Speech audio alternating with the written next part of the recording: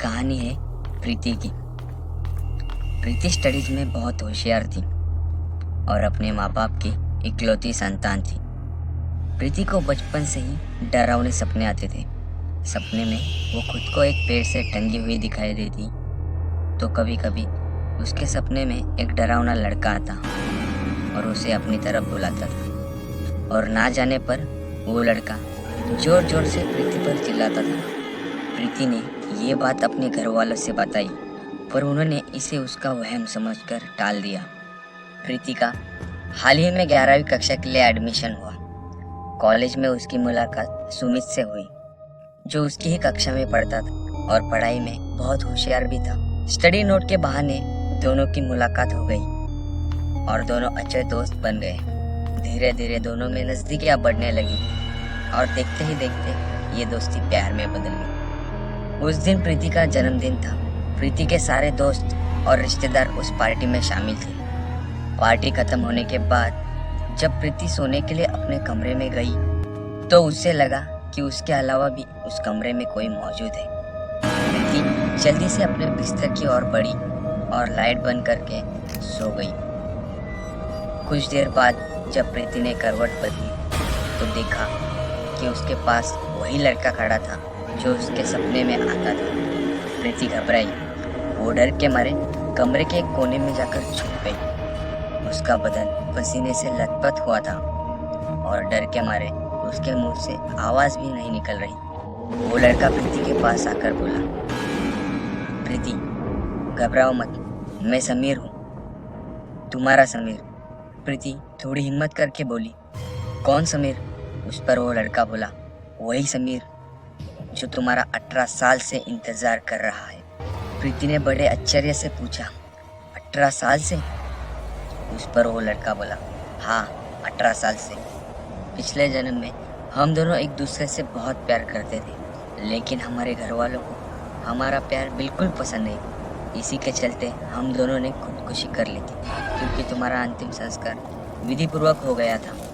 इसलिए तुम्हें दूसरा जन्म मिल गया और मैं तुम्हारे तलाश में 18 साल से भटकता रहा। यह सब सुनकर प्रीति की होश उड़ गई। वो लड़का बोला, चलो प्रीति, अपनी दुनिया में जहाँ सिर्फ तुम और हम दोनों होंगे। इस पर प्रीति बोली, नहीं, मैं नहीं होंगी, और मैं सिर्फ सुमित से प्यार करती हूँ और किसी से नहीं करूँगी और उसके साथ ही रहूँगी। यह सुनकर वो लड़का मानो पागल हो गया। उसकी आंखें लाल हो गई और वो जोर जोर से चिल्लाने लगा। उसी बीच वो लड़का फिर से चिल्लाया, नहीं, तुम सिर्फ मेरी हो, सिर्फ मेरी। ऐसा कहते हुए वो लड़का प्रीति के तरफ बढ़ने लगा। प्रीति डर के मारे जोर से चिल्लाई और वही बेहोश हो गई। अगले ही दिन से प्रीति की हालत बिगड़ने लगी। वो जहाँ भी जाती वहाँ उसे उस लड़के का चेहरा नजर आता। कभी कभी उसके कान में आवाज आती, तुम सिर्फ मेरी हो, सिर्फ मेरी। एक दिन सुमित प्रीति से मिलने उसके घर गया। सुमित ने देखा कि प्रीति अपने कमरे के एक कोने में बैठी है।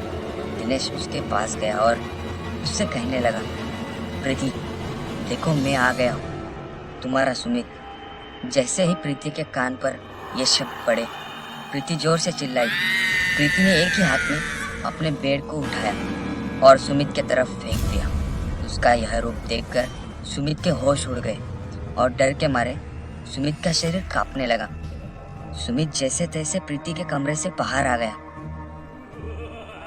सुमित ने फिर कभी प्रीति को कॉल नहीं किया या फिर उससे मिलने की कोशिश भी नहीं।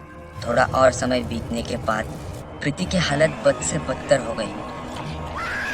हाथों के बल चलना, जोर जोर से चिल्लाना, यह सब देखकर उसके माँ बाप बहुत डर गए और उनको यकीन हो गया कि प्रीति पर किसी बुरे साये का असर है। शैतानी साये को भगाने के लिए उन्होंने तांत्रिक की मदद ली। जैसे ही तांत्रिक प्रीति के कमरे में आया, प्रीति उसे देखकर जोर जोर से चिल्लाने लगी। उस पर कमरे में मौजूद सामान फेंकने लगी।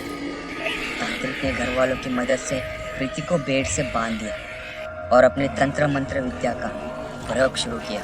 यह प्रयोग रोज चलता। जैसे ही तांत्रिक अपना प्रयोग शुरू करता, प्रीति जोर जोर से चिल्लाती। वो साया प्रीति के शरीर को नुकसान पहुंचाता। यह प्रयोग 10 दिन तक चला। इन 10 दिनों में प्रीति ने ना कुछ खाया और ना ही कुछ पिया था। इसी के चलते प्रीति की भूखमरी के कारण मौत हो गई। आखिरकार वो लड़का प्रीति के रूह को लेकर चला गया।